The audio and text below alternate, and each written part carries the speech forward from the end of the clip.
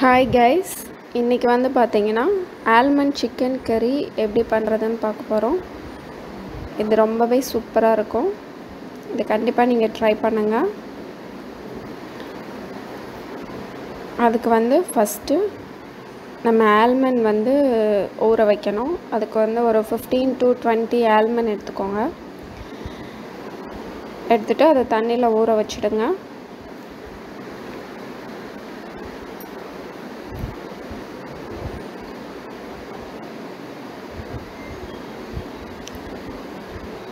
இப்போ almond வந்து ஊற வச்சாச்சு. அது வந்து ஒரு 10 to 15 to 20 minutes கூட நீங்க ஊற வச்சுக்கலாம். நெக்ஸ்ட் வந்து chicken எடுத்துக்கறேன். chicken வந்து 1 kg நான் எடுத்துர்க்கேன், லைவ் chicken. இப்போ இதல வந்து பாத்தீங்கன்னா நான் fried onion and almond paste சேர்த்திருக்கேன். एक्चुअली சார்ஜ் இஷ்யூனால அதை ரெக்கார்ட் பண்ணாம விட்டேன். ஒண்ணும் இல்ல, ஆனியன் வந்து பெரிய வெங்காயம் 2 வந்து நான் நல்லா ஸ்லைஸ் பண்ணி ஆயில்ல நல்லா பிரவுன் ஆற வரைக்கும் ரோஸ்ட் பண்ணிக்கேன். நெக்ஸ்ட் வந்து நம்ம ஊற வச்ச ஆல்மண்ட் வந்து பேஸ்ட் பண்ணி அதையும் இதல நான் சேர்த்திருக்கேன். அது ரெண்டையும் சேர்த்துக்கோங்க.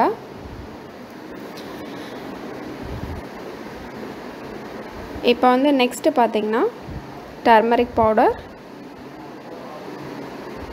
சில்லி பவுடர் காரத்துக்கு ஏற்ப சேர்த்துக்கோங்க. இதல வந்து பாத்தீங்கன்னா cumin powder, chicken masala, garam masala இது மூணையும் நம்ம சேர்த்துக்கறோம். இப்போ salt சேர்த்துக்கோங்க தேவையான அளவு. நெக்ஸ்ட் வந்து coriander powder, ginger garlic paste, தயிர், கொஞ்சமா ஆயில் எல்லாத்தையும் சேர்த்து நல்லா mix பண்ணிக்கோங்க. சிக்கனோட நல்லா mix பண்ணிடுங்க. நம்ம மசாலாஸ்லாம் சேர்த்திருக்கனால அத நல்லா mix பண்ணனும். எல்லா இதுலயுமே கோட்டிங் ஆற அளவுக்கு நல்லா mix பண்ணிடுங்க.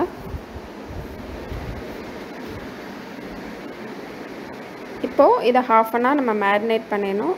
நெக்ஸ்ட் pan ஹீட் பண்ணி ஆயில் சேர்த்துட்டு பட்டை, கிராம்பு, அன்னாச்சி பூ, ஒரு ஸ்பூன் சோம்பு,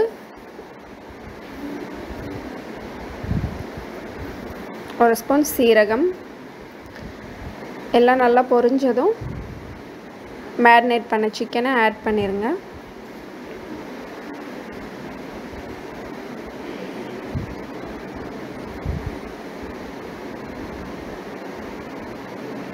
இப்போ இத நல்லா mix பண்ணிக்கலாம்.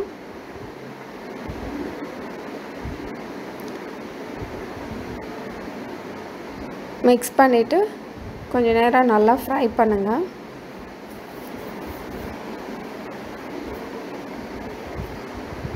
இப்போ ஒரு 5 minutes வெயிட் பண்ணலாம். 5 minutes once வந்து நம்ம இத கிண்டி விட்டுட்டே இருக்கணும். இல்லனா நம்ம ஆல்மண்ட் பேஸ்ட் சேர்த்திருக்கனால அடியில வந்து பிடிச்சிரும். அதனால அப்பப்ப நம்ம அத கிளறிக்கிட்டே இருக்கணும்.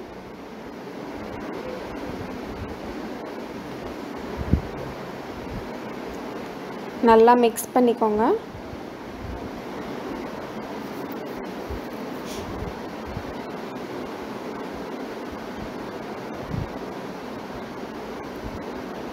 again ஒரு 5 minutes வேக வச்சிட்டு திரும்ப ஓபன் பண்ணி திரும்ப கிளறுங்க. இப்போ நான் chicken நல்லா குக் ஆறதுக்காண்டி தண்ணி சேர்த்துக்கறேன். நான் வித் போனோட போட்டுருக்கனால கொஞ்சம் தண்ணி சேர்த்து நல்லா கொதிக்க விடணும். ஒரு 10 minutes நல்லா கொதிக்க விடுங்க.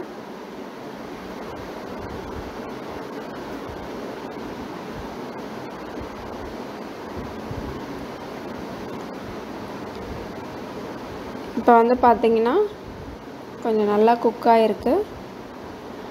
இந்த ஸ்டேஜ்ல நான் வந்து coriander and green chilli leaves வந்து ஆட் பண்ணி நல்லா கிரைண்ட் பண்ணி அதையும் ஆட் பண்ணிக்கோங்க. காரத்துக்கு ஏற்ப இந்த ஸ்டேஜ்ல காரம் சேர்த்துக்கோங்க.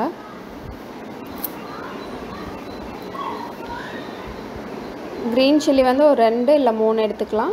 கொரியாண்டர் லீவ்ஸ் கொஞ்சம் ஒரு கையளவு எடுத்து மிக்சியில் கிரைண்ட் பண்ணி சேர்த்துக்கோங்க. இப்போ அதை நல்லா மிக்ஸ் பண்ணி விடுங்க. மிக்ஸ் பண்ணிவிட்டு அகெயின் ஒரு 5 to 7 minutes வந்து நல்லா வேக விடணும் க்ளோஸ் பண்ணி.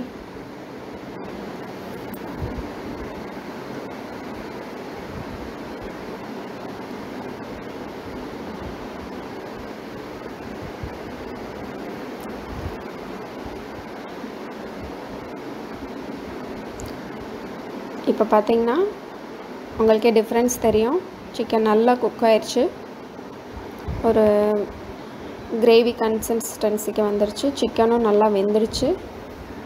ஸோ நம்ம வந்து இந்த ஸ்டேஜில் கொஞ்சம் லைம் ஜூஸ் ஆட் பண்ணிக்கலாம். ஆட் பண்ணிவிட்டு ஒரு 2 minutes கொதிக்க விடுங்க. லோ ஃப்ளேமில் வச்சு கொதிக்க விடுங்க. சிக்கன் சூப்பராக குக் ஆகிருக்கு. இது ரொம்பவே டேஸ்டியாக இருக்கும். சப்பாத்தி, பூரி எல்லாத்தோடையுமே நல்லா சூப்பராக இருக்கும். அண்ட் சூடான சாதத்தோடு சாப்பிடவும் செம்மையாக இருக்கும். இப்போ ஆல்மண்ட் சிக்கன் கறி ரெடி ஆகிடுச்சு. இதை நம்ம சர்விங் பவுலுக்கு மாற்றுறோம்.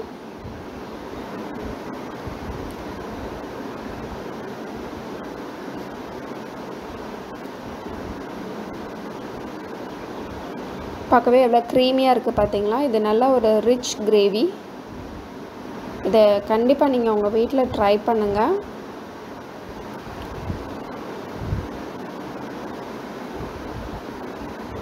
செம்மையாக குக் ஆயிடுச்சு. செம்மையாக இருக்குது பார்க்கவே.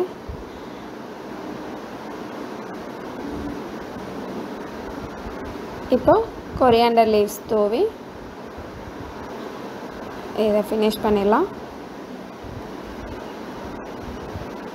தேவைப்பட்டால் நீங்கள் கொஞ்சம் பெப்பர் பவுடர் கூட நீங்கள் மேலே தூவிக்கலாம்.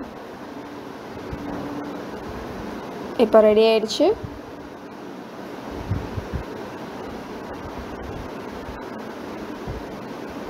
இதை கண்டிப்பாக நீங்கள் ட்ரை பண்ணுங்கள்.